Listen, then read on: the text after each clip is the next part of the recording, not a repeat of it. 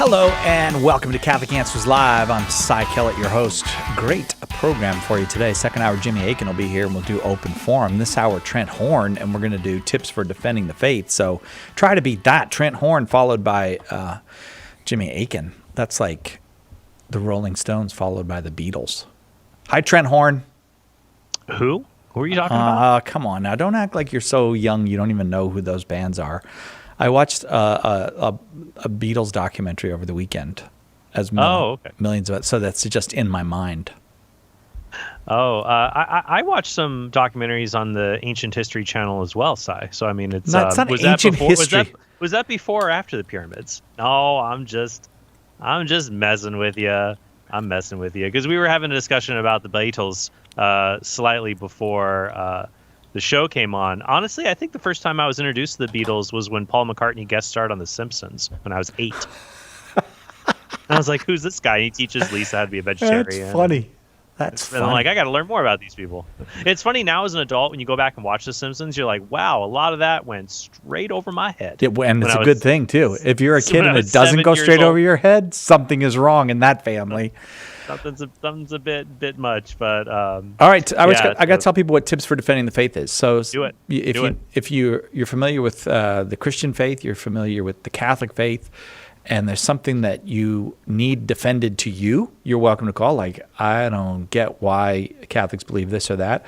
Maybe you need to defend the faith in some way. That'd be especially fun. Maybe there's you're having a conversation with somebody who is a non-believer, or I don't know what's the politically correct term for that now, Darren? Heathen? Okay, we're going with heathen. Is infidel? Perhaps? Infidel? No, I think infidel. I'm not sure. I guess we could go with infidel or heathen. But the thing is, it's an oldie but a goodie. Pagan. It's oldie but a goodie. Pagan. Although, see, pagan is a word that people will ascribe to themselves. Nobody ever goes, "I'm a heathen" and means it, or "I'm an infidel" and it means. I guess maybe they do, but maybe a few cheekily. Yeah, cheekily. But no, we mean someone who is somebody who is not convinced, who's not Catholic, or at least there's some teachings that they struggle with. You can talk about it, take your questions. Or if you believe, but you're struggling with how to explain the faith to other people, how do you defend it against this objection or that objection? Let's give us a call. We'll talk about it.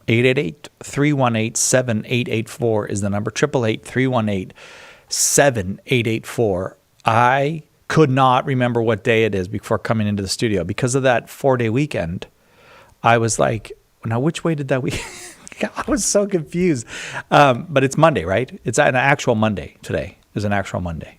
Okay, that's good. 888-318-7884. Tips for defending the faith. Our own Trent Horn is our guest and very capable of defending the faith.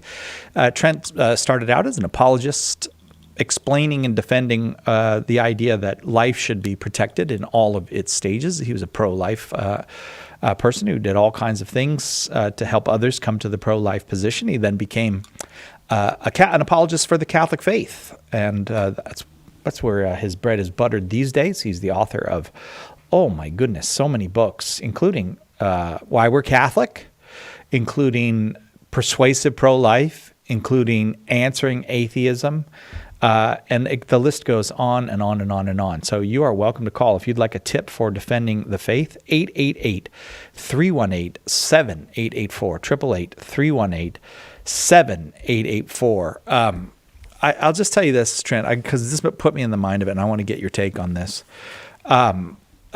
There's been a lot of reporting on abortion because the Supreme Court is going to hear this case about abortion. You know the one I'm talking about? There's multiple cases. I think the one that's very interesting is this Dobbs case about the ban on abortion around 15 weeks in Mississippi, which is currently not allowed under either the Roe or the Planned Parenthood versus Casey frameworks. Right.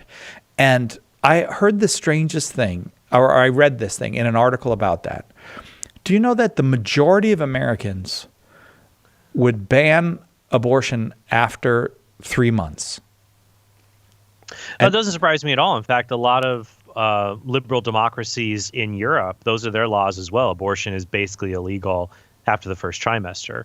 The only countries that have abortion up until the moment of birth, like we do in the United States, are us, and then totalitarian regimes like China, North Korea, or Canada. Yeah. They're polite, but they're totalitarian.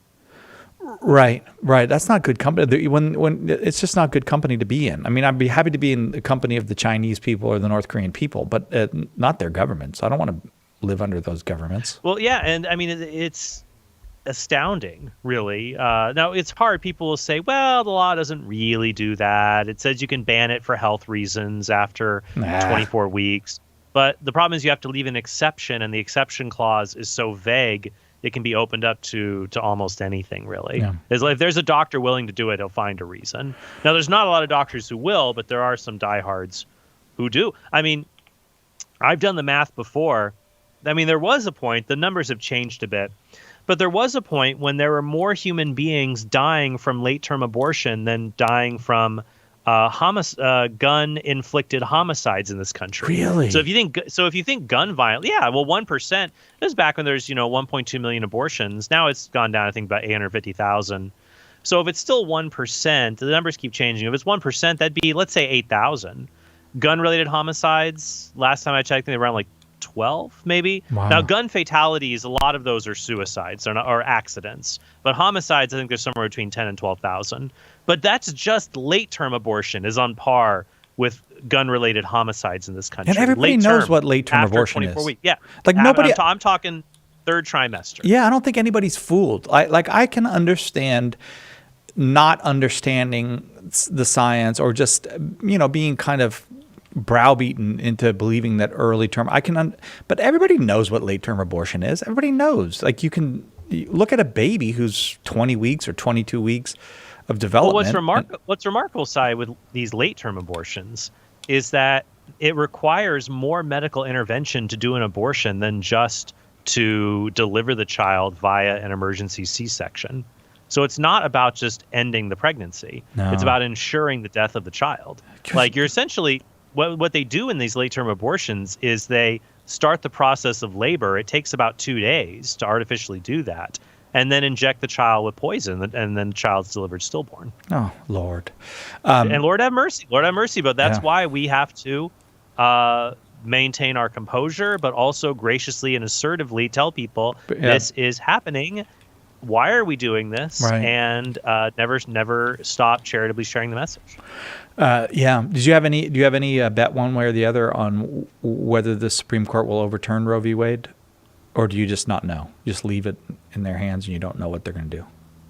I don't know. I think Roberts is spry. He might come out maybe in second place, but I think Kavanaugh's going to take the decathlon. No, I'm sorry. You want to make bets on... the Roe versus Wade. I'm not betting on their. I got 21 on Kavanaugh. Do I hear on? That's an auctioneer. That's not a gambling house. But no, I hate to prognosticate. Yeah. I don't know. It's hard. I'm a lot more optimistic about the Dobbs case than I am about the Texas abortion law. Oh, sure. Yeah, that makes sense. I think some of the justices were very skeptical of the Texas law.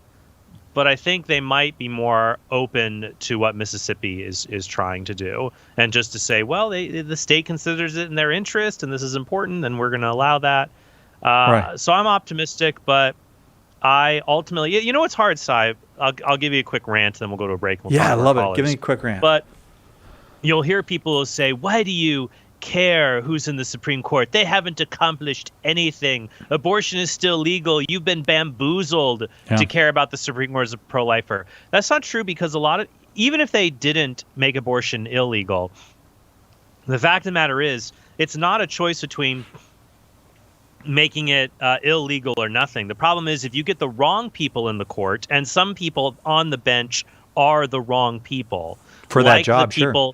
Yes, like the people who voted in NIFLA versus Becerra that pregnancy resource centers need to advertise for abortion facilities. Unbelievable. But 4 of the justices, 4 of them, said that they could be compelled to do that under a California law. So the problem is not just like, oh, you haven't accomplished anything because you didn't get your goal. Sometimes it's not necessarily about getting your goal. It's about preventing something even worse from happening. And that has been the case. And I think we have been able to do that, but I'm certainly optimistic. But you can't give up. All right. I wanted to chat with you about that a little bit, also to give time for the phone lines to fill up, and then boom, phone lines are all full. So we'll take a very brief break and right back with Trent's answers to folks who are looking for tips on defending the faith on Catholic Answers Live. Catholic Answers Live. Are you a coffee drinker? If so, you can now enjoy a coffee roasted to perfection by the Carmelite monks of Wyoming. Delicious Mystic Monk coffee is roasted and prepared by monks in a hidden cloistered monastery and is available in over 25 varieties. All Mystic Monk coffees are works of perfection and labors of love. For more information on how to purchase Mystic Monk coffee, visit mysticmonkcoffee.com. That's mysticmonkcoffee.com. EWTN uses the power of radio to reach people whenever and wherever they're searching for answers to questions about their Catholic faith. EWTN radio is heard on over 500 domestic and international AM and FM radio affiliates. For a complete list of programs and how to hear EWTN radio, visit EWTN.com and click radio. EWTN, the Global Catholic Network.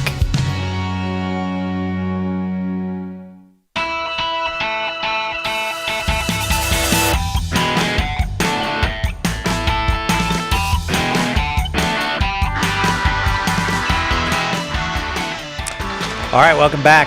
Lines are full. I have to read one quick ad. Trent, don't interrupt me while I'm reading the ad, all right? Got it. Okay, good. I wasn't. This ad is titled Cyber Monday Pitch, and here is my reading of it.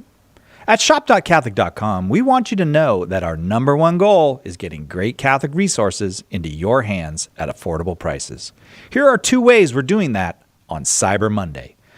Numero uno, we're having a digital mega sale. Hundreds of ebooks, magazines, digital videos, and MP3s, $1, $3, and $5. Nothing digital over $5. Numero dos, as if that isn't enough, we've got 20 of our top-selling books on sale for $10 each. That's right, $10 each. Act now. It's Cyber Monday. Head over to shop.catholic.com. Thank you, Trent, for not interrupting me while I did that. I have a question. Did the ad copy really say numero uno? No, it said number 1, but I thought I would spice it up with a little bit of a multilingual approach. I did like that you said my reading of it. Yes. It's like Shakespeare. And now a reading. Yes, I was going to. Well, I'm doing Shakespeare later, but soft. What light through yonder window breaks? Is this Cyber Monday special before me? So, what is this Cyber? Alas, poor Yorick. Mary in Bismarck, North Dakota, you're starting us off today. Mary's listening on 91.3 FM. Mary, thanks for your call. Go ahead with your question for Trent. Is there another Bismarckian calling? My name's Mark. Mark, here's the problem. I used up all my reading skills on that ad, and I just read your name as Mary. I apologize.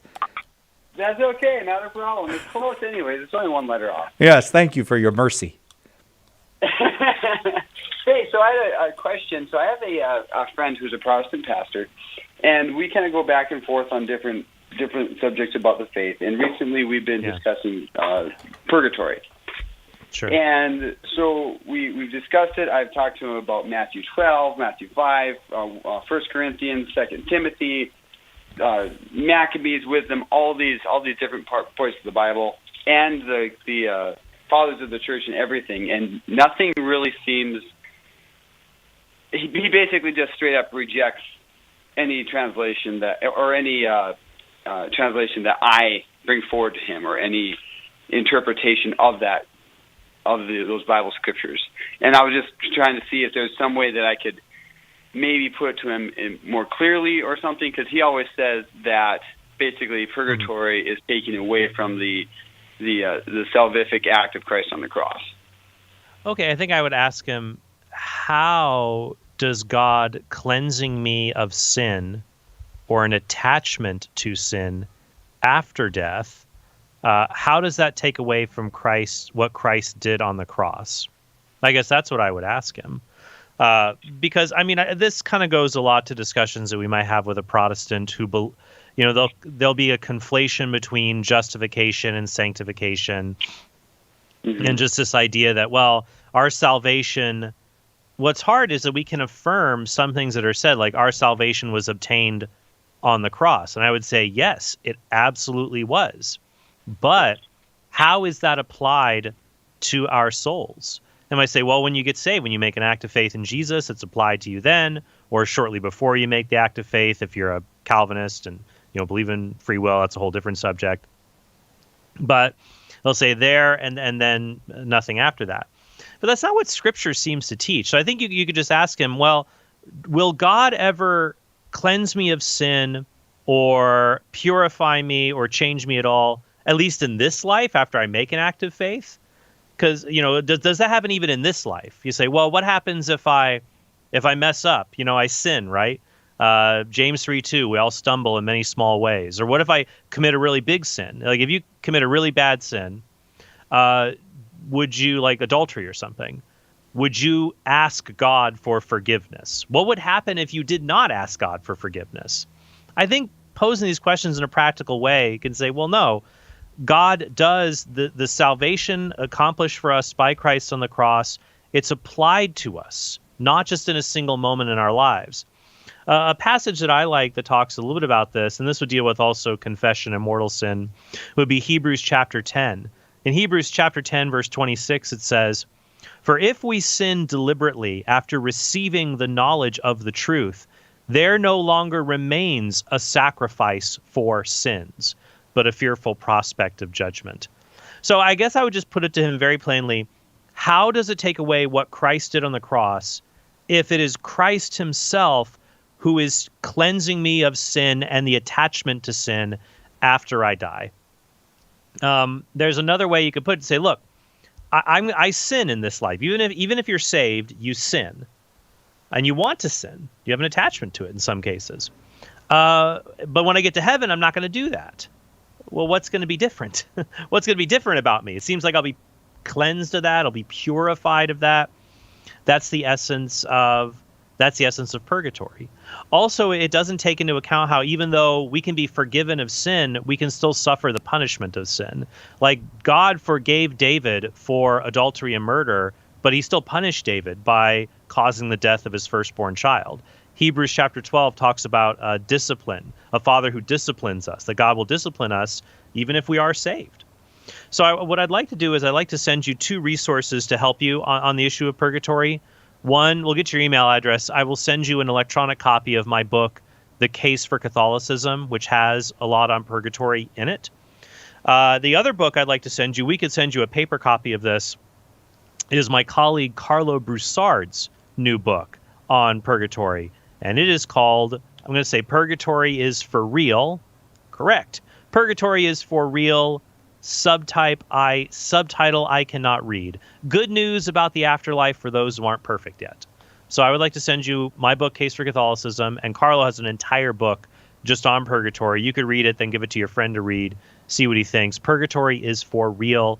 Good news about the afterlife for those who aren't perfect yet. Because Matthew 5:45, I think it's Matthew 5:45. Let's see if I got that. No, it's not Matthew 5:45. It's I was quoting that earlier for something else I was working on. But Jesus says, be perfect as your heavenly Father is perfect.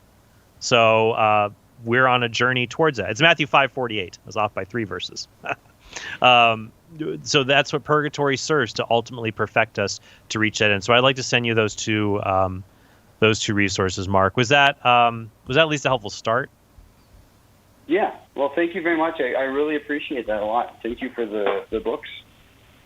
Well, all right, Mark, hang on the line. Don't go anywhere. They'll get your information so we'll know where to send them. As a matter of fact, I'll put you on hold right now. Trent Horn is here with us this hour. Tips for defending the faith is our topic. If you would like some tips, you're welcome to call 888-318-7884. We'll go down to Texas for the first time today, listening on Guadalupe Radio. It always feels like going back to Texas because we get a lot of calls from Texas. A lot of people must listen to Guadalupe Radio. It's a good place to be, Si. I'm just saying. I know. If the rest of Catholic Answers wants to come with me, just saying. Raymond in Texas, as I said, listening on Guadalupe Radio. You are next. Go ahead with your question for Trent. Yes, I'm not sure. Can you hear me now? Oh, yes, we can. We can. Okay, thank you. It's actually, I didn't have a question. I was saying, there's something I've been doing to help evangelize the faith. And you had mentioned not many people or nobody openly admits to being heathens nowadays. And I've actually, something my wife and I do for evangelizing the faith to others is actually we have befriended admitted pagans and heathens. And I didn't know that. Pagan, do they call themselves that? Like pagan, I knew about, but they'll say that I'm a heathen. We were being a tad facetious, but yeah, but I really didn't know that. Well, good. Has that been fruitful? Yes, because we're evangelizing in the soft way. We are not beating them over the head with a Bible, so to say. We are showing them how to live a Christian life by living our Christian life.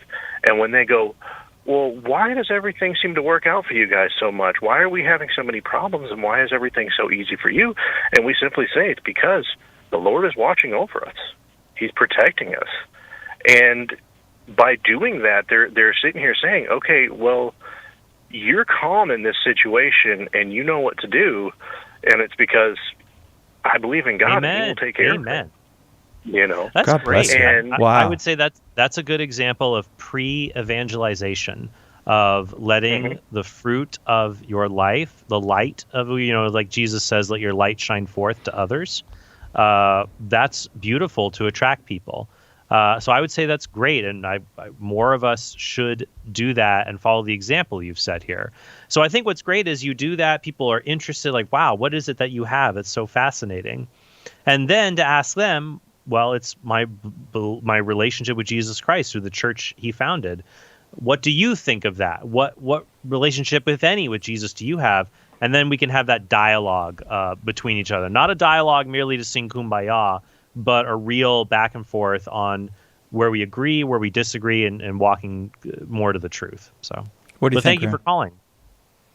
Okay. They don't poke them in the ground and force them in.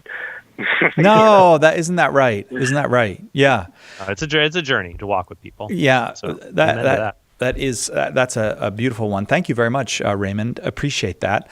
Tips for the defending the faith. Trent Horn, our guest. We go now all the way up from Texas to Nova Scotia, listening to EWTN on channel 130 Sirius XM satellite radio. Jeff in Nova Scotia. Glad to have you, Jeff. Go ahead with your question.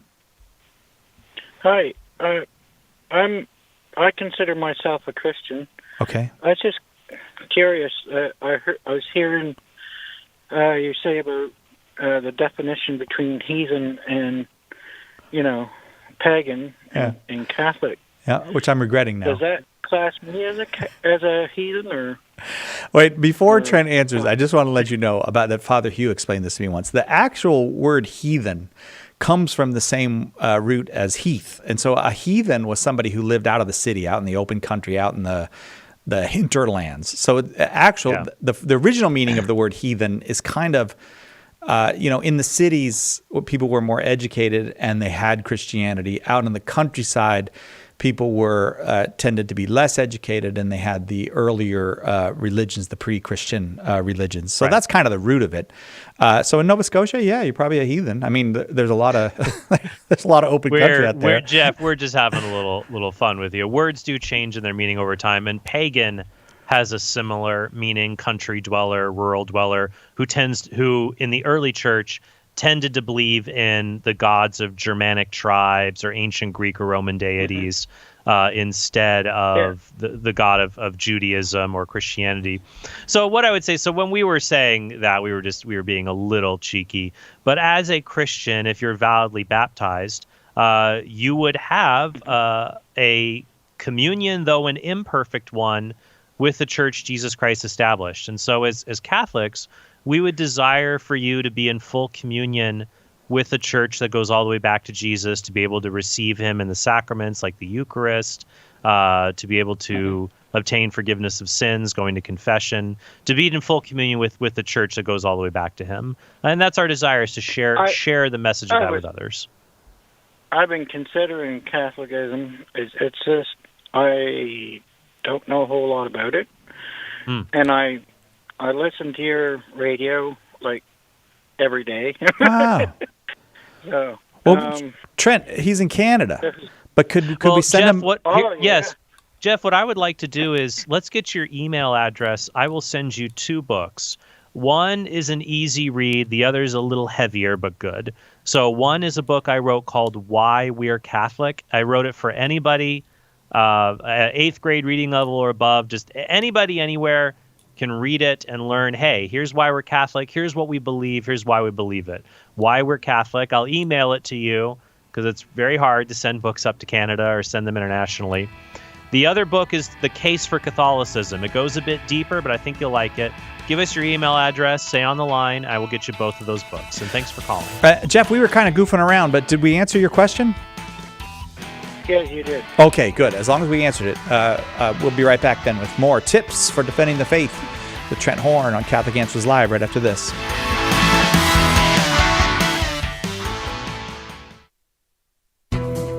Have you enrolled in the Catholic Answers School of Apologetics? Let me ask you a more important question. Do you believe as a Catholic that you have an obligation to share the Catholic faith? In fact, the Church has answered this question, and the answer is that all confirmed Catholics are obliged to share the faith.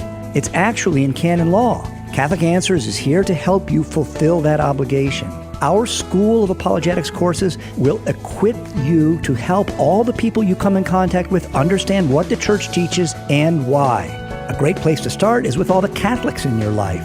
Learn the art of apologetics from the best of the best and start sharing the gospel today. Visit schoolofapologetics.com. That's schoolofapologetics.com. Here's a question. Is it really possible to be friends with someone who died 2,000 years ago? Maybe the problem is that we've grown way too comfortable with the story of Jesus. Nice man, right? Taught us to love one another, said not to judge people. We celebrate his birthday every year. It's time to put away this small, safe version of Jesus, says Cy Kellett. Nobody that bland could have transformed the world. In A Teacher of Strange Things, Cy presents Jesus Christ undiluted by sentiment, with all his radical words and deeds uncensored. Do you know someone, your son or daughter perhaps, or maybe your mom or dad, who needs the friendship of Jesus Christ? Do you? Order your copy of A Teacher of Strange Things by visiting shop.catholic.com today or asking for it at a good Catholic bookstore near you. Did you know you can access Catholic Answers Live right from your phone or other mobile device? Download the Catholic Answers Live app today. The Catholic Answers Live app, available now on iOS and Android. This is Debbie Georgiani. And I'm Jerry Usher. Join us for Take Two with Jerry and Debbie tomorrow at noon Eastern. Now back to Catholic Answers Live.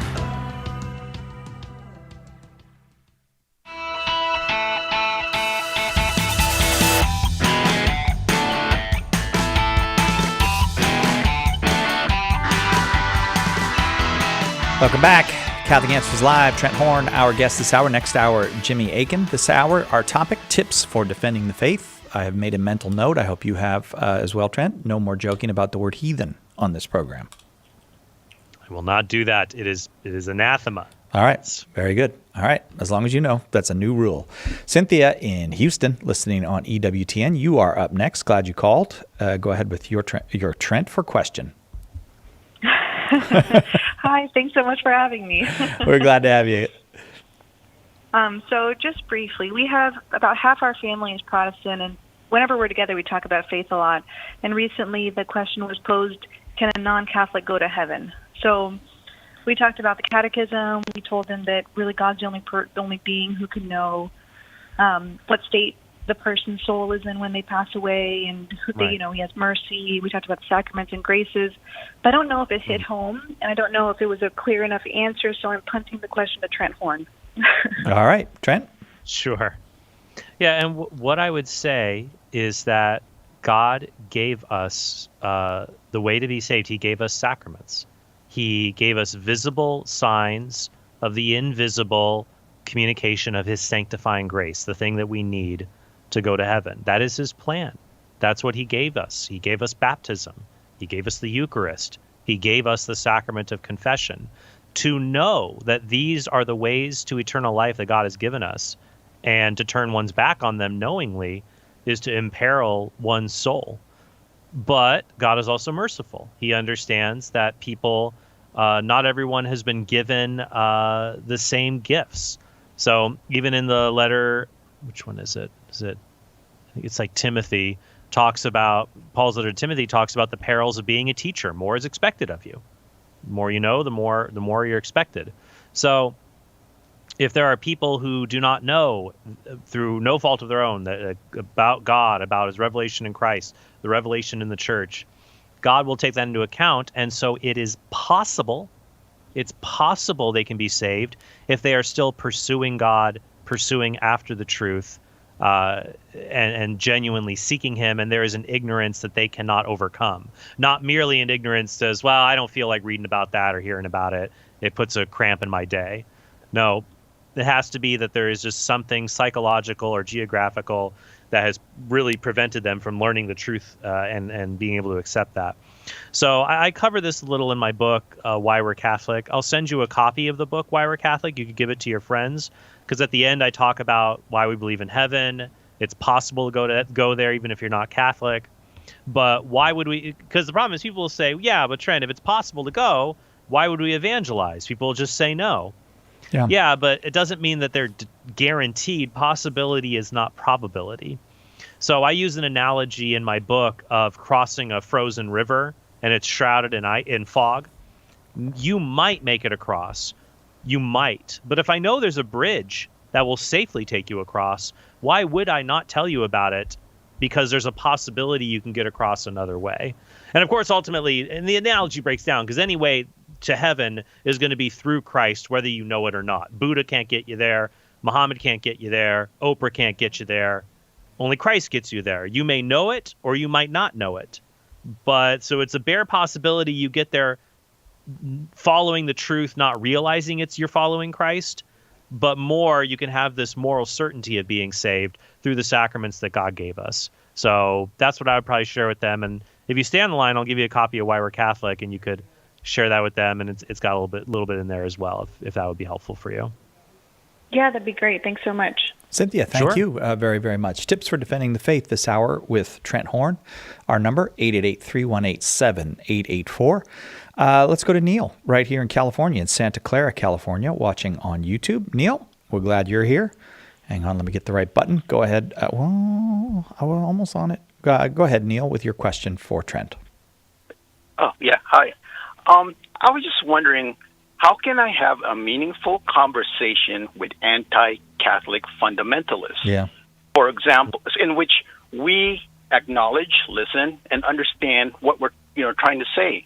For example, if I would ask my Jehovah's Witness friend, tell me what is the definition of the Trinity, after having explained it to him. However, he would either deflect or just quote modalism. It's like he's not listening. Anyway, that's my question. You're saying this happens with anti-Catholic fundamentalist friends? Yeah, well, that's my experience. If I talk to people who are, anti-Catholic, they would say things like, even if they're Jehovah's Witnesses, they don't. I see. Yes, they don't understand it. That can be hard if someone is very closed off. Sometimes I think people can do that in a conversation because they're afraid of being shown to be wrong. And so they'll act in almost a belligerent way, and they'll just stick to their talking points and what they remember because they're scared of new information that could change what they believe. And they're scared of thinking outside of the box and moving away from these pre-established beliefs. We all do that. We all do that when we're nervous, and sometimes we'll do that. It takes a lot of practice to learn how to think critically and follow logic and evidence that people propose. So I think what you have to do with these individuals is you have to have a very Socratic approach and ask them questions first to get them to define their worldview and to help them see or help you see why you should believe what they think. If they're not willing to give the Catholicism a fair shake, now you can try to say, well, here's how to understand it so you're not misrepresenting it. And if they won't get that, you can say, all right, well, tell me, what do you believe as a Jehovah's Witness? What do you believe as a Protestant? And sometimes you can critique them from another position. You might say, okay, well, say I was an atheist. why should I believe just from reading the Bible that the Bible, these books and only these books are the inspired word of God? Let's say I were an atheist. Why should I believe that? Where's the evidence for that? Where does the Bible say that? And I think they might have a hard time justifying the central pillars of what they believe.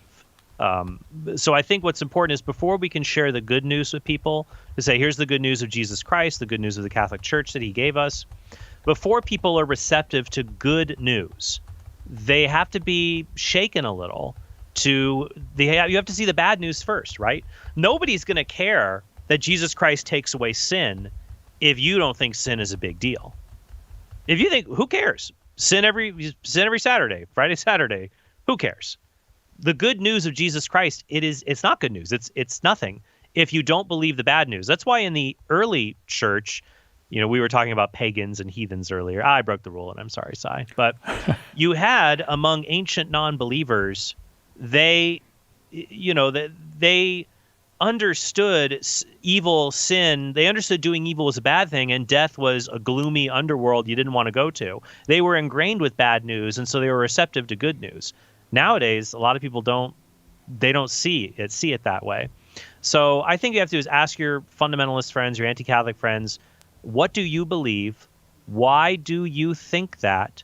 Why should I think that that's true? If they won't hear you defend the Catholic Church, make them defend what they believe, asking questions gently, graciously, and then maybe you can get them to see there's incoherencies in what they believe related to things like sola scriptura, related to these overarching authority. If they're Jehovah's Witness, why should I trust the Watchtower and believe that this is God's authority on earth? Why should I believe that? Where's the evidence?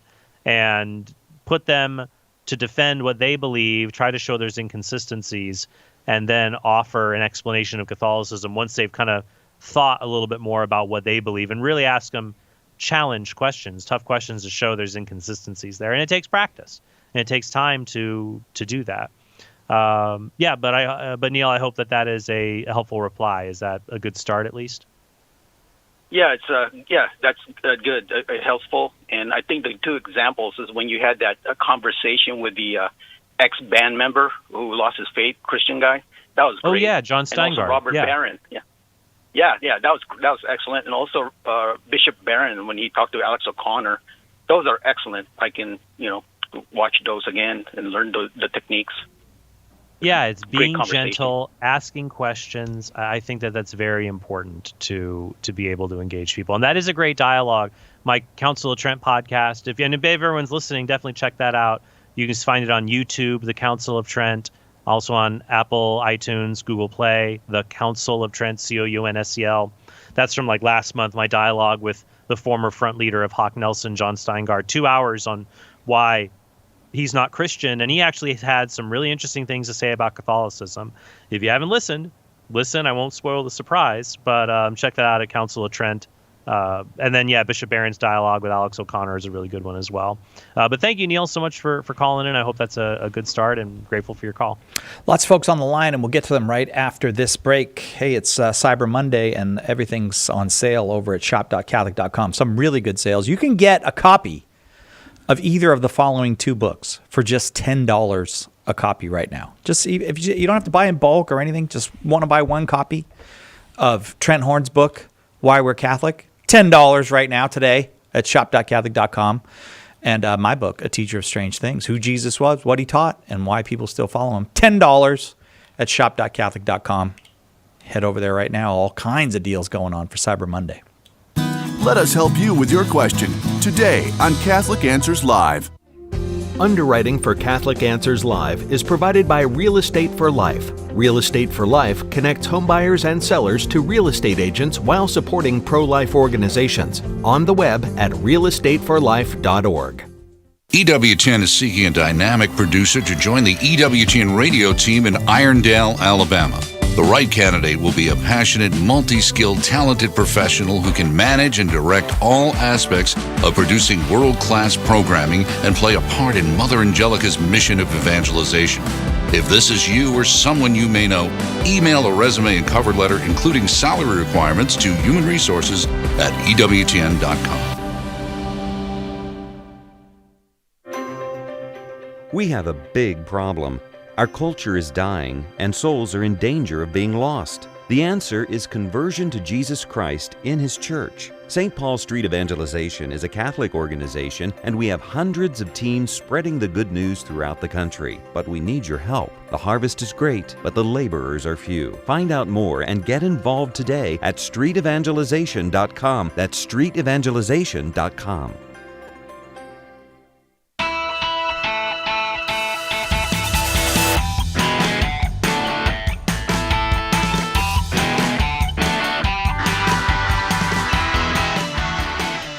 Welcome back to Catholic Answers Live.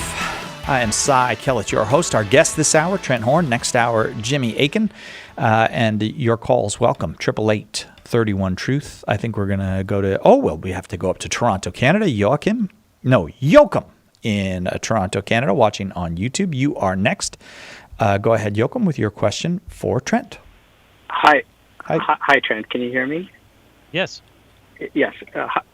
So, Trent, my question is, why does the Catholic Church consider Protestants, particularly Calvinists, to be Christian when they have a very different conception of God and how God operates from, I believe the ancient church did. I particularly point to the first few councils that dealt with Christological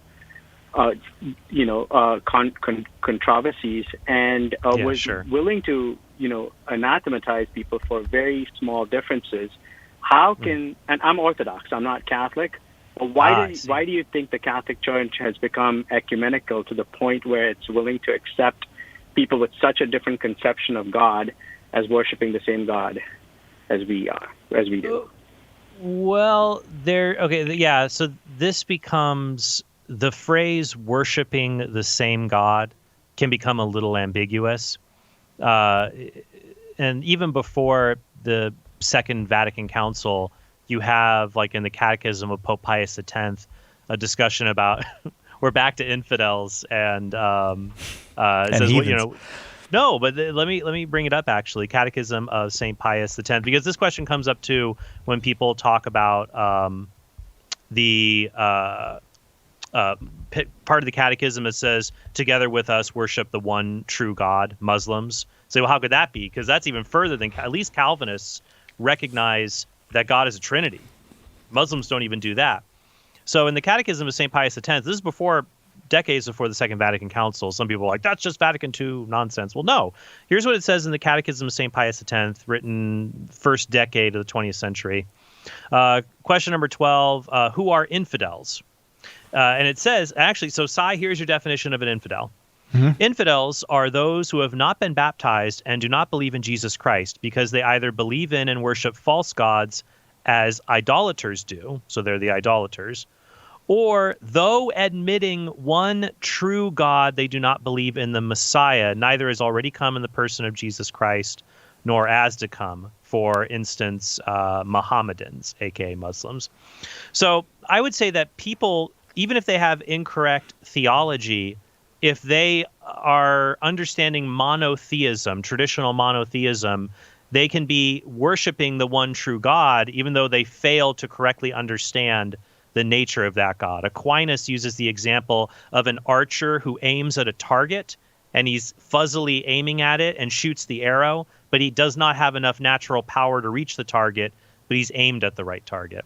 So you're talking about, as an Orthodox perspective, you look at Protestantism. What I would say is how the Catholic Church views who is and isn't Christian. I would say that's rooted primarily in the sacraments. We have a sacramental view of that. So we would say that a Christian is just anyone who has a valid baptism. And so the valid baptism would be, do you affirm Father, Son, and Holy Spirit? You have the correct understanding of who those people are. Not like Mormons. The church says that Mormons do not have a valid baptism. Islam is closer to Christianity than Mormonism is, given that Mormons are henotheists who believe in a plurality of gods. So the example you gave then, like with Calvinists, things like that, I would say we have we have very similar views on the Trinity, Christology. Our major differences seem to be soteriology, like how we're saved, for example, or ecclesiology, like when it comes to the church. And this does go back to the early church. I don't have the reference right off the top of my head, but when you read during the Donatist controversy, during these early controversies in the church, there was a dispute. This was about the Donatist rebaptism controversy in the period of the early church fathers. The question is, if you leave the faith and profess some other heretical sect, do you have to be rebaptized? And so you saw the Pope and other bishops discussing that if you belong to this sect, you weren't rebaptized, but their baptisms are not valid. But there were other people who are heretical, of the false view of God, but you do not need to be rebaptized. They have a valid baptism. So it's kind of a longer process that's not as clear cut.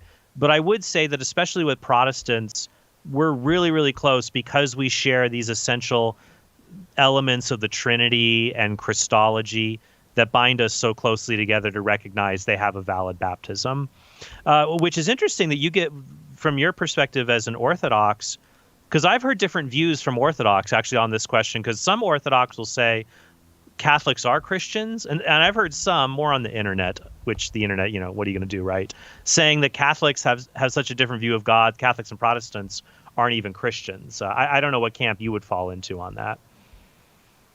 Well, I mean, from my perspective, I'm still willing to. I think the filioque question, what Saint Maximus has written, and I think it's an error, but I'm not sure that it's worthy of schism. Quite frankly, I've looked into that. I'd see the Saint Photius, Saint Maximus have written things on that. That language is older. I think it is something that's an error, but I'm not sure that it actually leads to quite the problem that that it can sometimes be portrayed as. So I didn't mean to jump in. For our listeners, filioque is the part of the creed that was not original to the creed, that was added a few centuries later. We believe the Holy Spirit proceeds from the Father and the Son, and that's been an endless source of controversy, though we've gotten closer together. Sorry, I just wanted to throw it in there in case people didn't know what we were talking about. Right, but then I would say that when I listen to what Calvinists say about God, I just can't square that with the understanding of God that is revealed within the Trinity as understood by the Orthodox Church. So I just don't know how. Are you talking about like the wrath of God and like double predestination? Yeah, and then monergism and monoenergism and all that. There's a completely different wrath of God. You're right. The Father punishing the Son at the cross. Yes. And I would say primarily. And what I would say is. Well, I would say, because I know Calvinists, they'll light up the lines if you tell them they don't believe in the Trinity. Some of them are very, very stalwart defenders of it when they engage Muslims and things like that. I got a book here by a very prominent Reformed author on the Trinity who would light up at the thought that they don't believe in it. I would say, though, that the basic metaphysical elements of the Trinity, one God, three distinct persons, co-equal, co-eternal, we do share that. And the differences between us and Calvinists or other Protestants, non-Reformed, non-Calvinist Protestants, it's more soteriological, understanding how God has revealed himself. And so I agree that it's false, and I have a hard time wrapping my head around a lot of it, but it has not crossed the line where they have failed to preserve the essence of baptism, which would be to communicate through water to bring someone to the new covenant in the name of the Father, the Son, and the Holy Spirit, and correctly knowing at the least who these three persons are within the one Godhead. But I hope that was helpful for you, and I'm glad you called in. Always nice to hear from our Orthodox friends, and love to hear more of your thoughts on Catholicism at another time. Maybe we have a good essay on the Filioque, by the way, on our website by Tim Staples, our senior apologist here at Catholic Answers, on the question of that and how should we understand it. You can check that out at Catholic.com. Excuse me. Thanks, Joachim. Joachim, I keep saying his name wrong, and I apologize. Alex in Canada. We're just going to do an all-Canada show here, watching on Facebook. You are next, Alex. Not a lot of time left, so go ahead and be quick, if you can, with your question for Trent Horn. All right. How's it going, guys? Very well, thank you. Just up here in Canada, in the totalitarian government and all. Right. We've heard rumors. Loving it. Oh yeah. She's bad, but hey, I said it was a polite totalitarian. I said it was polite totalitarianism. They have their. So moments, how can we help? I guess. Yeah, sure. Love it. Yeah, no, I was just a quick little thank you to you guys too. I was listening to you guys' show quite a bit now, and all your answers online and whatnot. I got in with the Jehovah's Witnesses after they started visiting my place after I left the faith and whatnot, and they kind of challenged me, and I looked up Catholic Answers, got right involved with that to answer them, and it's a year and a half with them over once a week for about 4 hours every time, and it really drew me back into the faith, just listening and had an answer for everything, and it was awesome. So thank you guys. That was huge. Well, thank you, Alex. No, it was really cool. Yeah, no, I just came back into the faith. I had my first confession in 3.5 years last week, so it was pretty epic. In that time, I befriended a good buddy of mine.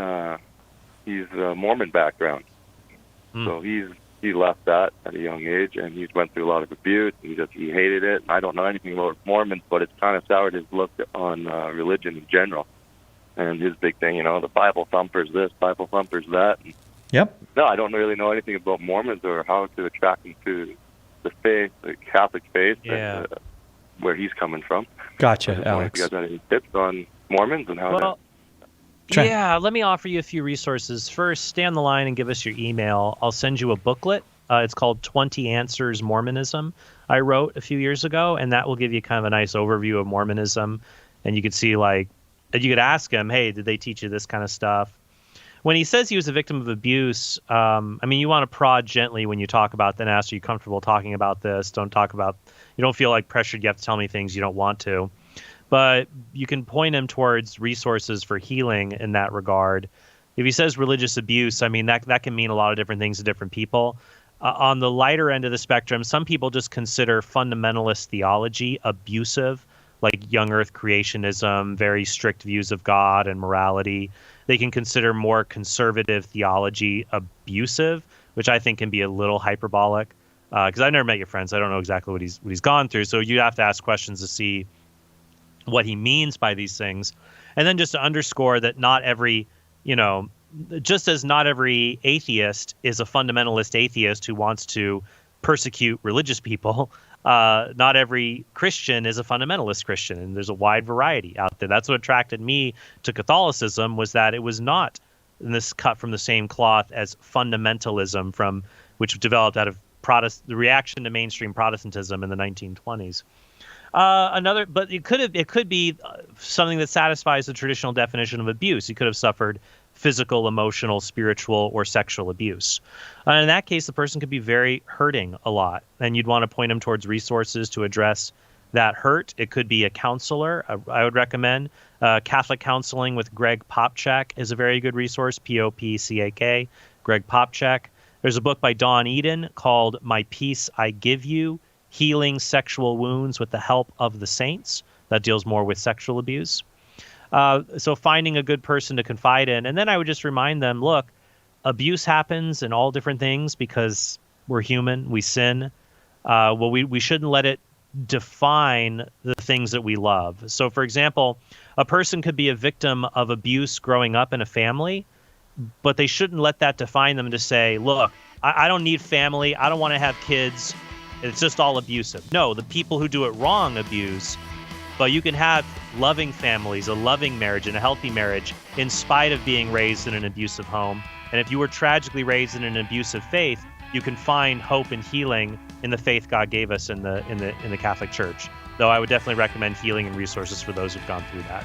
Thanks for your call. Alex, one other thing, if you want a great Catholic apologist who does work on Mormonism, Patrick Madrid, you just might look up Patrick Madrid, check out his website, his books. He's done a lot of fine work in that area as far as responding to and understanding Mormonism.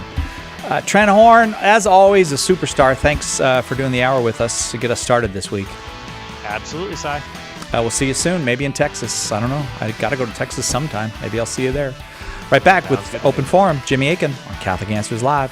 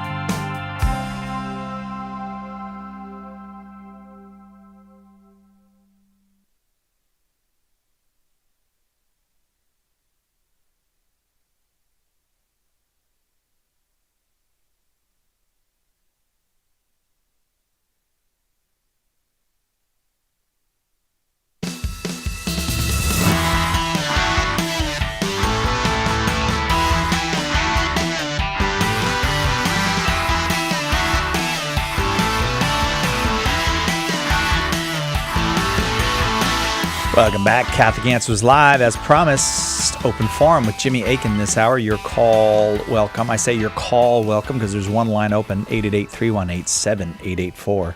Word got out that Jimmy's going to be on, I guess. Line's all full except for that one, 888-318-7884. Jimmy Akin, of course, senior apologist here at Catholic Answers, the proprietor of Jimmy Akin's Mysterious World, which is a fantastic podcast that lots of folks subscribe to or find on the internet. And also Jimmy Akin, of course, as everybody knows, world-renowned Sherlock Holmes scholar. Glad to have you, Jimmy. Thanks for being here. My pleasure. How are you doing, Psychelet? I am very, very well. But you probably could have deduced that yourself with your Sherlock Holmes-like skills. I figured you were doing okay. So, You're an actual Sherlock Holmes scholar now. I just found out a minute ago. Well, up to a point, Lord Copper. Now that's not even that's not even the right author. That's not Conan Doyle. Yeah. So what you're referring to, I just happened to get today a copy of the 2021 Sherlockian Annual, the Sherlock Holmes Review, and this is a scholarly Sherlock Holmes journal, comes out once a year, and this year I have a piece in it. My piece is called they study all kinds of minute details in the Sherlock Holmes stories and discuss them. My piece is called The Case of the Persian Slipper. And it's about the fact that in several of the stories, Watson is chronicling Sherlock's eccentricities. And one of his eccentricities is he stores his pipe tobacco in the toe of a Persian slipper. Oh. And that would present some advantages, at least one that I can think of, which is that you would just have to pick up the slipper and fill the bowl of your pipe directly from it. You wouldn't have to unzip like a pouch or open a jar or anything like that. But it has a big downside. Being a pipe smoker myself, I am aware that if you expose your tobacco to the air, it's going to dry out. Yeah. It's going to burn. It's going to burn hot and harsh and deliver a less pleasant smoke. And so even though what Conan Doyle was communicating to his audience would have been much more obvious to people back when he was writing around the turn of the 20th century, it would be a lot less obvious to people today. And so I wrote a little piece about it, and it got published in a scholarly Sherlock Holmes journal. Very good, Jimmy. Just keep widening those horizons. Former detective himself, by the way, Jimmy Akin, for those of you who don't know. 888-318-7884, the number. Why am I giving it out? All the lines are full. We should just go to the phones. Let's start in Dallas, Texas, listening on the Catholic Answers app. Tim in Dallas, go ahead with your question for Jimmy. Yes, I have a question about why I have a Baptist background, and I was curious why Catholics don't actually bring Bibles to church. We don't. I didn't catch all that. Why don't? Yeah. Why don't Catholics bring Bibles to church? Well, the reason is because the scripture readings that Catholics will be using on a given Sunday are already printed in a little book that is commonly found in the pews at church. There's typically, at least in most American parishes, there will be a rack on the pew in front of you, and this little book is called a missalette. And it contains the readings that will be used for that day's Mass. And so you don't need to lug an extra Bible with you. It's already there waiting for you in the pew at church. All right, sounds good. All right. Well, thank you, Tim. Okay. Thanks very, very much. Appreciate the call and the question. That's kind of fun. I always like. Go ahead. A lot of people don't even mess with using the missalette anymore because it's on your phone too. Oh, yeah. And so what I do when I'm at Mass is rather than use a missalette that, could have been touched by people, I take my phone, which has been touched by me, and just go to the USCCB website and do the readings off of that. And a lot of churches just getting their missalettes back because they took them out for the duration of the pandemic. And I guess they're feeling like, well, there's enough people over it now. We can have the missalettes back. I'm not sure that there are any documented cases of missalette transmission, but Might well be. I don't know. I don't think the CDC or WHO has studied that degree of contact tracing. Call from Sweden. We had better head off to Sweden. Per in Sweden, watching on YouTube. I hope I pronounced that correctly. Did I pronounce it correctly? Is it Per? Yeah, that's a good pronunciation. Thank you, gentlemen, for taking my call. Oh, happy to. And on the subject, like you said, COVID and so on, a bit controversial. And I am unvaccinated owing to certain allergies, so that's just a fact in my particular case. Whether one is pro or anti-vaccine, that's just the facts. And now there are some new guidelines in my local parish where they have asked those who are unvaccinated to not attend Mass on Sundays or any other day for that matter. And this is not an outright ban, but rather a request for the unvaccinated to stay at home. So my question is, do I obey this request and simply go to another parish where they are not making this request?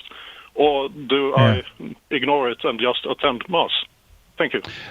Well, it's just a request, so it's not a question of obedience. It's a question of choice. Do you choose to honor the request or do you not? Because, if I make a request, let's say I say, hey, Psychelet, do you want to go out to get something to eat after work? Well, that's not, he's not obeying me if he says yes. He's not obeying me if he says no. He's deciding what he wants to do given all the facts and circumstances. I mean, he may have something else he needs to do after work rather than go out for dinner. So it's up to him to decide. And in the same way, if they're presenting this as a request, it's a suggestion, and it's up to you to decide whether or not you want to do it or not. You would not be doing anything immoral in this situation. If you went, you would not be doing anything immoral if you decided to do something else, like go to a different parish. If it were a mandate, what I would suggest, in which case it would be a question of do you obey or not, my inclination would be to contact the pastor and say, look, I'm not able to be vaccinated because I have these allergies. I'm not allowed to have this. How about if I show up on Sundays to fulfill my Sunday obligation, but only on condition that I'm feeling well and I haven't been exposed to my knowledge to anybody who is who's infectious with the disease. And a reasonable pastor in that circumstance would very well likely say, yeah, that makes sense to me. But it's not even at that point, because they're simply making it as a request, as a safety feature for others.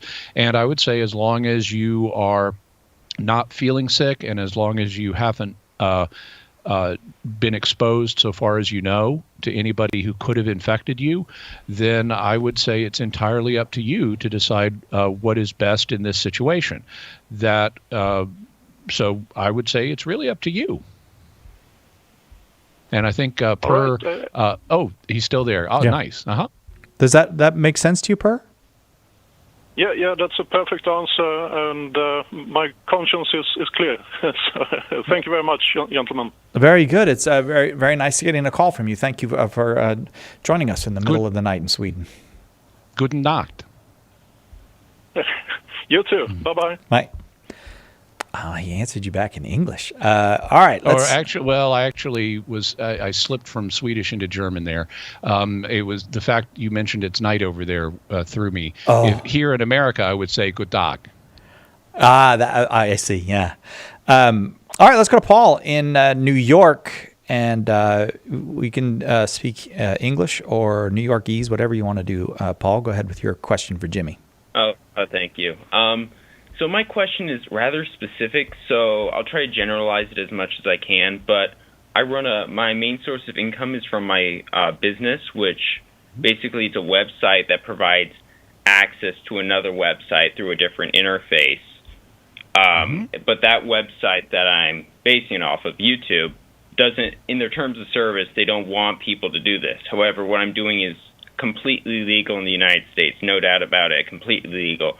I'm wondering if it's moral to do this, because even Google does this. Google image search just grabs all the images off the internet and just displays them on their website. So I'm just wondering if it's stealing still or not, because there's no stealing really involved. But okay, so stealing is defined, the sin of theft is defined in, as you'll see in the Catechism, as the usurpation of another's property against the reasonable will of the owner. And what's considered reasonable use or fair use is defined by the law in terms of society. Now, there can be situations where there is a mismatch between what the civil law says and what the moral law would indicate. But we shouldn't presume that there is such a mismatch. The presumption is that we should follow the laws of the state. And if we're doing that, that should give us at least some confidence that what we're doing is also moral. Like I said, it doesn't always follow. There are exceptions, but in not knowing anything more than you've said, I would say I'm not seeing grounds for saying what you're doing is immoral here. It's allowed by the civil law, and ordinarily we should defer to the civil law in terms of the definition of what constitutes theft in ordinary situations. Also, because this involves the internet, we're living in an age of transition anyway, because the ability to make rapid digital copies and access digital information is on our own computers, which involves making at least a temporary digital copy in order for us to be able to access the content, is going to have profound implications going forward for intellectual property law and copyright law. We're shifting, because of the new media that are available to us today, from a situation that could make sense for old media like print books and print magazines to a new situation where we have all these electronic media, and that's a different situation. Copyright law is evolving and is going to have to evolve as this new age of human communications plays out, because this is a new age. The last time we had a revolution in communications like this was in the 1450s when the printing press was invented, and that had an impact on intellectual property law, which basically didn't exist before the invention of the printing press. And going forward, we're going to have a different situation as well. And that means it's morally murky and unclear what the moral principles are here. And that gives us even more reason to fall back on the civil law as a current approximation of here's how we can do this and proceed as a society in a reasonable way. So I would say I don't see a basis here for, at least from what you've said, for you doing anything immoral. The company may or may not like it. You may or may not be violating their terms of service. And if they determine you're violating their terms of service, they could do their best to cut you off. Say, sorry, you violated our terms, so we're not going to let you have access anymore, if they have the ability to do that. But that doesn't rise to the level of legality. You're not breaking the law by violating terms of service, and it's one of the situations where I would say I don't see anything immoral here from what you've said. And I'm going to just leave it there because we got to take a very quick break. But thank you for the call, Paul. I hope that was helpful to you. More Open Forum with Jimmy Akin right after this. There's only one Catholic Answers Live.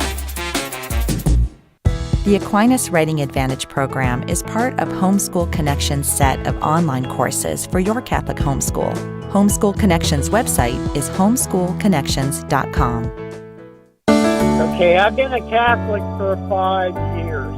But I suffered under a lot of things due to my Protestantism as a Pentecostal, and I just want to personally ask God to bless you for your ministry, for everything you do, and the help that you give people. EWTN, helping people grow in their love and understanding of God.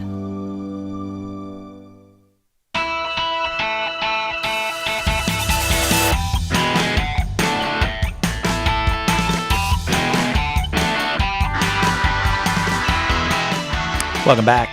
Catholic Answers Live. Dr. Ray Guarendi's coming out here. That's a big deal for us. We don't see him out here in Southern California that often. And if you'd like to see him, if you're in the neighborhood, or if you'd just like to come to Southern California next week, right here, it says in beautiful San Diego, and I can attest to that. Apparently, it's never going to rain again here. I asked my wife if she was enjoying summer the other day, because hasn't it just seemed like summer, Jimmy? It doesn't seem like we ever had anything else. It is the end of November. Yeah. And here in my house, I have my air conditioning turned on. Yeah. It's yeah. And I need to turn it down, in fact. Yeah. And you can usually tell. I mean, I've lived in Southern California long enough to know that if a rainy November, then you'll get rain and it'll be a nice rainy winter. If you don't get any in November, and I can't remember any this November, it's just going to be warm and sunny all winter. So, yeah, by the way, we're talking about Dr. Ray, and so I'll go back to that. 7th and 8th, he's going to be here filming EWTN's Living Right with Dr. Ray. If you'd like more information, if you'd like to come, just go to Catholic.com and click the Dr. Ray button, and we'll get you all set up. I don't know. Hi there, Psychelet. Hi there. Hi there, Jimmy Akin. Sorry, after more than 20 years of radio, dead air is just like drove you triggers crazy. a reflex. I wasn't sure which way I was going to go, but I'm going to go this way. We'll go to Charleston, South Carolina. Watching on Facebook Live, Ryan in Charleston, South Carolina. We're very happy to have you. Go ahead with your question for Jimmy Akin. Hi, Jimmy and Cy. Thank you for taking my call. Happy to. My question is about limbo of the babies. I have a very good friend whose infant daughter recently passed, and he is non-denominational, and occasionally we do talk religion, and he has a really hard time, even though I've explained to him limbo of the babies, that St. Thomas Aquinas said that like it's a pleasant place, like there's no punishment necessarily. In that place, he has a hard time believing that his daughter is not in heaven because she was not baptized yet. And I'm wondering how you would necessarily go about explaining this to him, because whenever we do talk about it, or whether I even should explain it or try talking to it about him, because whenever we do talk, he gets fairly emotional. And he just goes off on tangents, and it goes downhill from there. So just like your advice. So what should I say next time? Let me make sure I understand the situation. So thus far, you have said to him that the Catholic Church would hold that it's not possible for his daughter to be in heaven because she was unbaptized, but she wouldn't be suffering either. Is that what you've told him? I said we don't rule out the possibility that she's not in heaven, but based off of theologian St. Thomas Aquinas, we do believe that she would be in limbo until the second coming. Okay. So there are a few things to say there. The first thing is, and this is not what I would say to him, this is just for your own background. Aquinas wouldn't say that the second coming has anything to do with it. In Aquinas' opinion, and in the opinion of other theologians who agreed with him, children who die without baptism would not ever suffer because they didn't do anything wrong in this life, but they also would not ever go to heaven because they were not baptized and did not have God's grace working in their souls. And the second coming has nothing to do with any of that, because it doesn't restore them to the state of life in what's called a wayfaring state, where they could then be baptized or anything like that. So they would just forever be in this condition, which was called limbo, in which they would neither suffer, but they also wouldn't have the full glory of heaven. And according to this theological speculation, they might even have great natural happiness, just not the full supernatural happiness of being united with God. So that was the limbo position as it was understood in St. Thomas Aquinas' time and subsequently. But the church does, and for a while the church even supported that, but not anymore. over the course of the 20th century, there was a significant amount of reflection on the arguments that were being used in regard to limbo, and on the love and mercy of God, and on God's universal desire for salvation for everybody. And it was concluded that limbo was not the only option, and there are other options. And in fact, the magisterium has been favoring those other options over limbo. In the Catechism of the Catholic Church, for example, if you look in paragraph 1261, you'll find a discussion of children who die without baptism, and it says the Church can only entrust them to the mercy of God as she does in her funeral rites for them. Indeed, the great mercy of God, who desires that all men should be saved, and Jesus' tenderness towards children, which caused him to say, "Let the children come unto me, do not hinder them," allows us to hope that there is a way of salvation for children who have died without baptism. So the Catechism is on record saying that the facts as we have them give us hope that allow us to hope that there is a way for these children to be saved. And theologians have then discussed, well, how might that work? One way it might work is the desire of the parents for their children's salvation may stand in for baptism. Or if it's not the desire of the parents, maybe it's the desire of the church for the children to be saved that stands in for baptism. Or maybe it's God's desire for the children's salvation that stands in for baptism. Or maybe God gives the child a moment of enlightenment at death and enables the child to choose for or against God's grace. The truth is, we really don't know. But all of those, including limbo, are permitted theological speculations. But limbo is not the only speculation anymore, and it's not the one that the magisterium is favoring. So that's for you for background information. Also, there is a document that you might want to read in addition to the Catechism. It's by a body called the International Theological Commission that is operated by the Congregation for the Doctrine of the Faith in Rome, and it's called The Hope of Salvation for Infants Who Die Without Being Baptized. So if you Google Hope of Salvation, infants baptized, it will come up. And you can read the whole thing. It's written in scholarly language, but it goes through all the stuff I just said and some additional material. Now, that's for your background information. In terms of what I would do with your friend is this. I would go to your friend and I would say, you know, I've learned something new. I had always been told about limbo as what's going to happen to unbaptized babies. And even though limbo is understood in a merciful way, they're not going to suffer and they may even have great happiness, that is actually not the favored view in the Catholic Church today. The Catholic Church does not teach that unbaptized babies are going to go to limbo. There are additional options, and the Catechism of the Catholic Church says that God loves everybody. He wants everybody to be saved, including unbaptized babies, and as a result, we can hope for their salvation. And so your daughter, from a Catholic perspective, may very well be in heaven right now.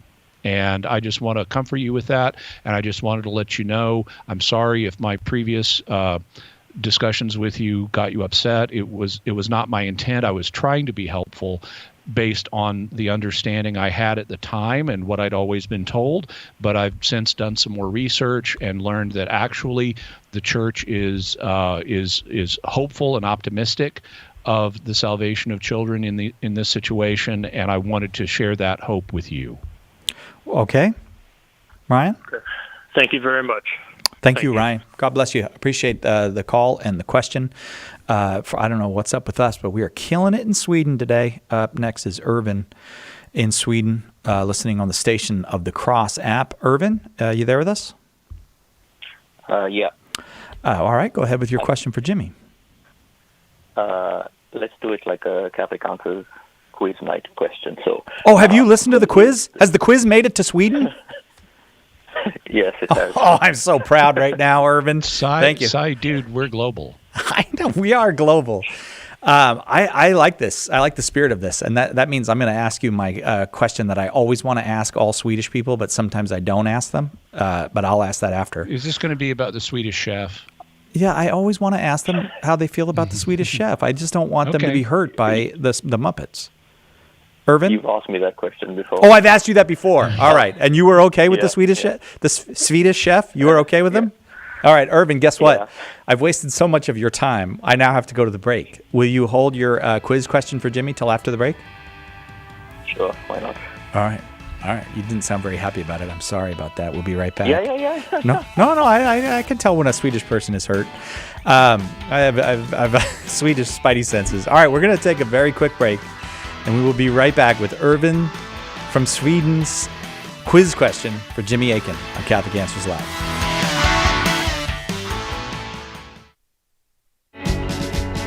This is Archbishop Salvatore Cordileone of San Francisco. Thank you for listening to Catholic Answers Live. Did you know you can access Catholic Answers Live right from your phone or other mobile device? Download the Catholic Answers Live app today. The Catholic Answers Live app, available now on iOS and Android. Have you enrolled in the Catholic Answers School of Apologetics? Let me ask you a more important question. Do you believe as a Catholic that you have an obligation to share the Catholic faith? In fact, the Church has answered this question, and the answer is that all confirmed Catholics are obliged to share the faith. It's actually in canon law. Catholic Answers is here to help you fulfill that obligation. Our School of Apologetics courses will equip you to help all the people you come in contact with understand what the Church teaches and why. A great place to start is with all the Catholics in your life. Learn the art of apologetics from the best of the best and start sharing the gospel today. Visit schoolofapologetics.com. That's schoolofapologetics.com. Most of us Catholic parents agree our number one goal in life is to pass on the faith to our children. But here's the bad news. Today's world has a million ways to steal your kid's soul. Don't be afraid, says Father Sebastian Walsh. God loves your children even more than you do, and He desires their salvation more than anything. In his groundbreaking new book, Always a Catholic, Father Walsh shows you how to cooperate with God to bring about the fulfillment of His will for your kids. Always a Catholic reminds us that keeping our kids in the faith is about the way we live our Catholicism in our own lives and as a family from day to day. Order your copy of Always a Catholic by visiting shop.catholic.com today or ask for it at a good Catholic bookstore near you. This is Debbie Georgiani. And I'm Jerry Usher. Join us for Take Two with Jerry and Debbie tomorrow at noon Eastern. Now back to Catholic Answers Live.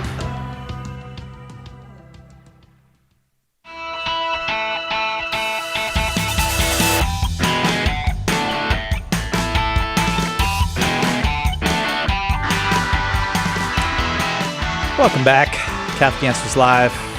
We've got Irvin from Sweden on the line, and if you've got someone from Sweden on the line, don't let them go. And Irvin, you're still here with us? Is that a fishing metaphor? Yeah, Irvin, at the break, you probably couldn't hear us because you were probably on hold, but there was a long discussion about Swedish fish, how Swedish people feel about Swedish fish, whether you eat pickled fish in Sweden. I think we're generally just curious about Sweden. Very curious on pins and needles about Sweden. So, first of all, do you all know that we have a food here called Swedish fish? No, I'm not aware of that. Oh, it's a type of candy. So it's gummy fish candy. Yeah, but then our further question was, do you eat pickled fish in Sweden? I'm probably not you personally. To answer that. Oh, all right. Not Irvin personally, but as I informed Cy, yes, they do. It is common in Scandinavia to eat pickled herring and things like that. All right. Irvin, it is now your turn. Oh, the one thing we should have done on the break we didn't do, get the game show music for Irvin's question. But go ahead with your question, Irvin. Okay, so who is the first Catholic? Is it A, John the Baptist? A, John the Baptist? B, Jesus Christ himself? B, Jesus Christ. Right. Is it C, the women who found the tomb empty after the resurrection? Okay. Or D, the apostles or disciples who were in the upper room at Pentecost? And if Jimmy Akin gets the answer correct, Cyclot has to give the answer in Pig Latin. Oh. All right. I didn't know you were going to make rules, but all right. Who's the first Catholic, Jimmy? So the answer is going to depend on how you define the term Catholic. Now, at this stage, the only Christians that existed were Catholics because the Christian community had not fragmented along denominational lines yet. And so the question of who was the first Catholic converges to the question, who is the first Christian? And John the Baptist could be considered a follower of Christ in one sense because he recognized Jesus as the Messiah, but it's generally understood that he would not count as the first Christian because we have no evidence that he himself received Christian baptism. He may have received the baptism that he himself preached. There was such a thing as self-baptism that was sometimes practiced in first century Judaism, although not in Christianity. And he may have also been baptized by one of his own disciples. But it would not have been Christian baptism. And there's a distinction between John's baptism and Christian baptism, as we see, for example, in the book of Acts, where Paul comes to Ephesus and he meets a group of people who have all received John's baptism, but not Christian baptism. Also, Jesus refers to John as the greatest of everybody who's lived so far, but then says he who's least in the kingdom of heaven is greater even than John. And that would suggest that John is not part of the body of Christ. He's not part of the kingdom of God the way Christians are. And so even the least Christian is more blessed than John was. So that would seem to rule out John as the first Christian or Catholic on this understanding. Same thing with the Virgin Mary, certainly prior to her son's adult ministry. In order to be a Christian in the full sense, one needs to be baptized, and presumably at some point Mary was baptized, but I couldn't say at what point.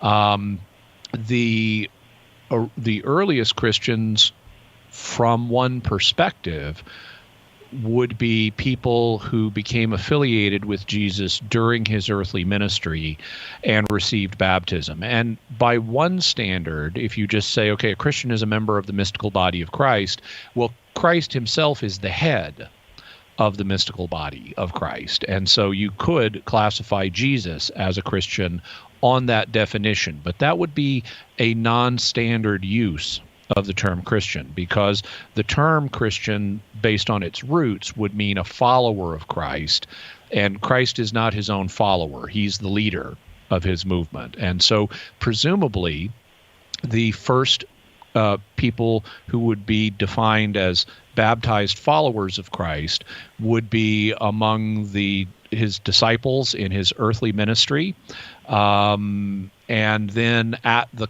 time of Pentecost, they received a special empowerment by the Holy Spirit.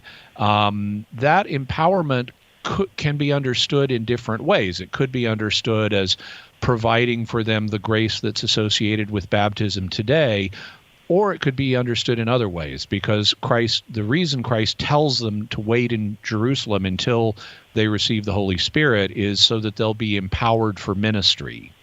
And so you could say, well, that's what the purpose of Pentecost was. It wasn't to give people grace for salvation that they didn't already have. They would have already been saved and would have gone to heaven if they had died before Pentecost. It was instead to empower them for the Christian mission of preaching the gospel. And that would be the position that I would incline towards. I wouldn't say that the finding of the empty tomb by the women, or even encountering Jesus at the empty tomb or after the empty tomb, was a decisive moment, because they already believed in Jesus before he was even crucified. I would say they would have already been Christians before that. However, the group of events that are occurring here with Jesus' death and resurrection and with the reception of baptism and with the reception of the Holy Spirit at Pentecost is complex enough that I would say the answer is ambiguous. And so I would say that the answer is not fully knowable. It's a matter of speculation. My speculation would be that it was members of Christ's disciples during his earthly ministry, but we can't point to a single original person or group of people within the disciples and identify them as the first Christians. There's a sense in which Mary is. There's a sense in which you could conceive of John the Baptist as, but a single definitive answer is one that I don't know we have. And so that would seem to get Cy Kellett out of having to say all that in Pig Latin. I was just going to say, Irvin, there's no way I can do all of that in Pig Latin. What was your answer, Irvin? That's why I asked the question. I was assuming it was probably at Pentecost, because I think I've heard that Pentecost is celebrated as also the birth of the Catholic Church, I think. Sometimes you do hear Pentecost spoken of that way. You also hear the birth of the church as being from the side of Christ on the cross. And there is a sense in which the church is born like babies. You know, babies don't come out of the womb all in a flash. One part of the baby comes out first, and then another part of the baby, and eventually you get the whole baby out. But it's a process. And in the same way, the church was born through a process. And even though we may have, with natural human birth, we may have certain markers as, okay, now the baby is considered born, it's really a process, and these markers are more matters of convenience. Whereas, like, for example, an old one that was sometimes used in rabbinical circles is the baby is considered born when the cranium is halfway out of the womb. Well, okay, that's one marker, but it's a marker of convenience. Really, this is a process. And the birth of the church was similarly really a process, even if we focus on certain moments like Pentecost or the crucifixion as helpful markers in that process. Whether one of those markers is considered definitive from God's perspective as the moment is something God hasn't told us. Okay, Irvin? Maybe a small follow-up question. Would it be then whoever was first baptized, other than Christ himself? That is possible. That's one way of looking at it. Irvin, before we let you go, I looked up a word in Swedish. Can I try a Swedish word on you before you go? Sure. Pastelfiskar. How did I do? Pastelfiskar. Oh, okay. Yeah, the candies kind of thing I think you're talking about. Yeah, that's what they call a Swedish fish in Sweden. That's what it says on the internet. They call it, here we call it a Swedish fish. You call it what is pastelfiskar? Did I say it right? Or you say it? Yeah, fiskar is fish. And pastel is really some sort of like sweet kind of thing, like pastel kind of. You are my favorite Swede, Irvin. Call again sometime, all right? Hey, don't be dissing Purr, dude. What?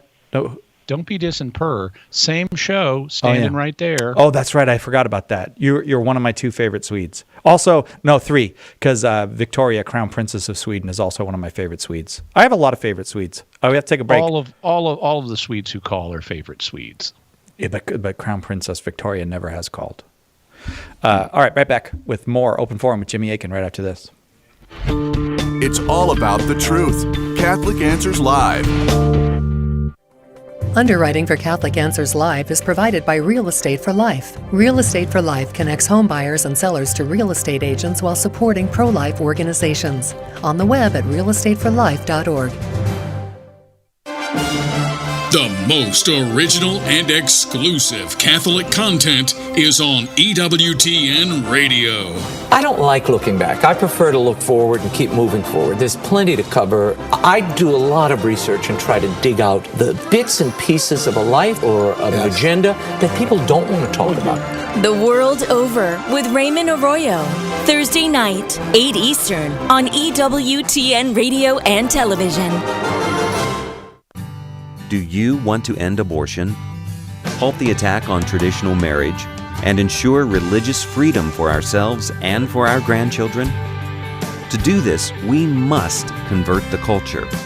St. Paul's Street Evangelization is a grassroots initiative that recognizes this need and takes it to the streets. If you're interested in peacefully sharing the gospel in your area, visit streetevangelization.com to learn more.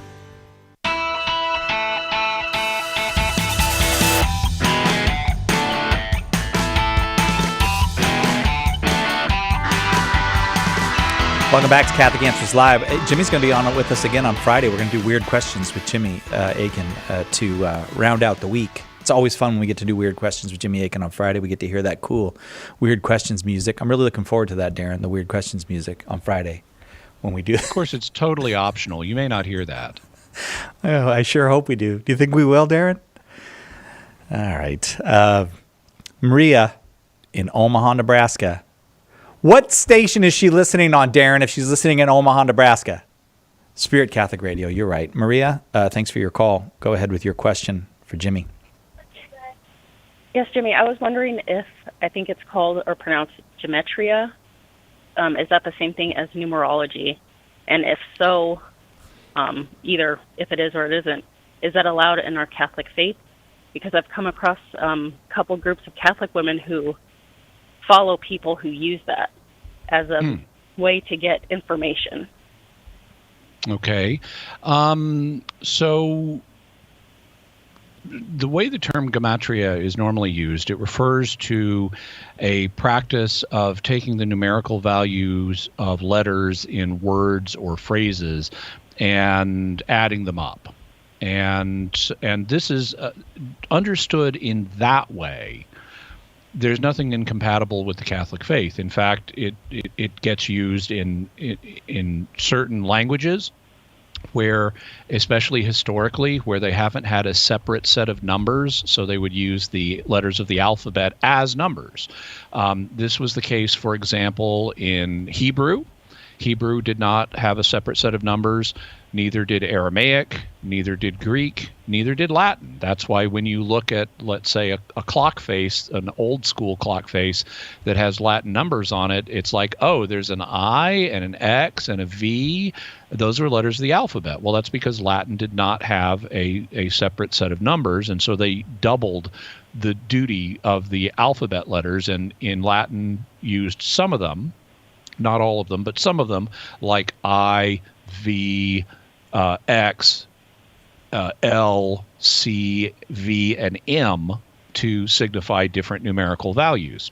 Well, in Greek and in Hebrew and in Aramaic, every single letter of the alphabet had a numerical value. And the way it worked was the first 9 letters went 1 to 9. So in Greek, alpha is 1, beta is 2, gamma is 3, delta is 4, and so on until you get up to the 10th letter. And from the 10th letter to the 19th letter, they go in multiples of 10. So the 10th letter is 10, the 11th letter is 20, the 12th letter is 30, and so on until you get up to 90. And when you get up to 90, you then, for the last number of letters, shift over to the hundreds. So the 20th letter is 100, the 21st letter is 200, and so on. And this is just how they did their math. So there was nothing incompatible with the Christian faith about just doing math using the alphabet. Now, what happened was at a certain point in history, and it's probably unknowable exactly when this happened, but probably very early on, because people like to see mystical. I mean, writing is itself a very magical thing, especially in an age when very few people could read or write. Being able to read and write seemed really special and mystical. And so there came to be mystical overtones associated with certain numbers. And we can even see that in the Bible sometimes. There are numbers that are used in Hebrew culture that have special significance, like 7 is often used as a symbol of fullness or completeness. 12 is also commonly used as a symbol that can represent a kind of wholeness, specifically the whole people of Israel. And so there are culturally significant numbers that were present in ancient Israelite society. Not as many as people think, but there were some. And then at a certain point, you started having a lot of people sort of playing number games where they would they would add up the numbers in a word or a phrase, and then they would talk about that number in their writings as a kind of code. And an example, the most famous example of this is Nero Caesar. If you take Nero Caesar in Hebrew or Aramaic, which use the same alphabet and the same number system, and you add it up, you get 666. And that is a number that obviously St. John uses in the book of Revelation, and scholars today are generally agreed that he's in some way alluding to the Roman emperors, and in Nero in particular, in some way, when he talks about the beast that emerges from the sea. And we see the same thing elsewhere. In another first century Christian apocalypse known as the Ascension of Isaiah, the number 1332 is also used for the Emperor Nero. And 1332 is interesting. I won't go into all the details here because I'm keeping it a little short. But 666 is not just the number of Nero's name. It's also what's called a triangular number. And there were different kinds of numbers based around mathematical shapes. The ones we're familiar with today are the square numbers. Like 1 squared is 1, 2 squared is 4, 3 squared is 9, 4 squared is 16, and so on. They're called square numbers because you can arrange them in a square pattern. But you could also arrange numbers in a triangular pattern, giving you a series of triangular numbers, and 666 is one of those. You could also arrange numbers rectangularly, and there is actually a set of rectangular numbers. And 1332 is the rectangular number that corresponds to 666. The rectangular numbers are always doubles of the triangular numbers. And so we see people playing these kind of code games, coded number games, with the names of emperors like Nero. Also, you may notice that Nero is described as a beast. Well, guess what the number of beast is in Greek? If you add up the letters for beast, it adds up to 666. And so there's this play on Nero as a beast. But these are really number games, and it's not clear that we can derive any mystical significance from them.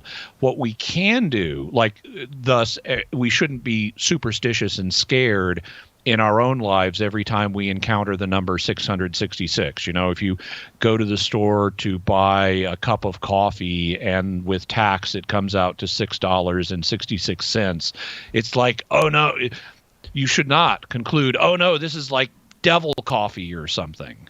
You know, that would be superstitious. Superstition is where you attribute more significance to something than it actually has. So while we can use gematria and this kind of number awareness of number games to help us understand things that the authors of Revelation and the Ascension of Isaiah and other documents were trying to communicate, that doesn't mean we can apply this to our own lives and feel either good or bad depending on what numbers we encounter in our own lives. That's numerology. And numerology is generally regarded as a superstition. It attributes too much significance to numbers that are connected with our own lives. The mere fact that the biblical authors and others played number games to send messages to their audience does not mean that numbers have an intrinsic sign value for us in our lives, or that they mean anything in particular. And while it can be tempting, just because it's been tempting for people in every age to be superstitious and attribute too much significance to certain things, and numbers seem kind of mysterious to people sometimes, I would urge caution in this area, and I would say that there is a potential clash with the proper understanding of the Christian faith, because not all numbers are significant, and we should be aware of when they are like culturally significant in the Bible, but that, meaning they were significant to the symbolism being used in the Bible, but we should not be superstitious and freak out about, devil coffee or angel coffee or anything else that we might encounter in our own lives based on numbers. Okay, Marie? Yes, I understand somewhat. I think what these ladies were doing was maybe saying it was gematria, but it was really numerology, because the information that they gave me, they said it was fine, and my instinct said no. And because it seemed superstitious to you, Marie? Yes, and it seemed like they were trying to predict things, and they even said, this man predicted stuff that came true. And it just made my heart sink, because these are Catholic women that, they don't believe in like the occult or anything like that, but then they were okay with this. And it worried me that, we don't know about this. And then I was ignorant of it. I just had my instinct to go on. And Well, people use gematria and numerology are similar in that they both involve adding up numbers, and, and that's okay. Adding up numbers is fine. But some people will use them to mean the same thing. And it sounds like you may have encountered some women who are doing this. Other people would distinguish the two of them and use the terms in different ways. So it really depends on who you're talking to. In terms of someone being able to make predictions based on this, well, I would, in any situation that someone claims to have a predictive method, I would say, well, okay, if you claim you can derive meaningful predictions that will come true from something, let's test it. Make a bunch of predictions. Let's see if they come true. And if they do, let's see how many of them come true, and does that exceed random chance or not? And my bet in if they were to actually use critical thinking and try that out, is they would find that the predictions that result from the use of their method do not exceed random chance. Thanks, Marie. I'm going to leave it there because I want to get another question in before we have to go. Alex in Stanton, Virginia, listening on the Catholic Answers app. You got to be quick if you'd like an answer, Alex. Go ahead. I think I can make that happen. So this question is about cremation. My wife is the executor of her grandmother's will, who the grandmother's never been Catholic. Part of the wishes outlined in the will are for her to be cremated and have her remains scattered where her husbands are. So we know that scattering is prohibited in the church. So the question is, because my wife's grandmother and all of that family are not Catholic, is it wrong as the executor to carry out those wishes, passing that cremation responsibility on to the non-Catholic family members? Okay. And finally, is it problematic for us to be involved in any capacity when the actual scattering of the remains occurs? So the church hasn't answered all those specific questions in its documents dealing with this, but here's what I would say based on an application of the principles of moral theology. Every culture has one or more ways of honoring the dead. And in the Catholic Church, one of the ways we honor the dead is by keeping their remains together hopefully in a sacred place where people can come and pray and where they'll be cared for and so on. But that's our way of doing it. And there is nothing intrinsically immoral about allowing remains to be scattered. If that were the case, we wouldn't have a dust thou art and to dust thou shalt return situation, because dust blows all over the place. Dust does not remain in one state. And so there are loads of people whose bodies have been scattered all over the place by natural forces that God is in control of. And one day at the resurrection, he'll give them new bodies. That's fine. That's not a barrier. But the point is, scattering of remains is not intrinsically immoral. It's just not our way of doing it as Catholics. As a result, I would say that she's not wishing for anything intrinsically immoral, and it is not immoral for her wishes to be honored, and it's not immoral as her Catholic loved ones for you to show up and be present at the ceremony and honor her memory, because even though it's not our way of doing anything, doing this as Catholics, it's not wrong. Alex, thanks. I appreciate you got the question out as quickly as you could. And Jimmy, thank you very much for joining us. And we'll see. I know we'll see you Friday. Are we seeing Jimmy earlier in the week at all?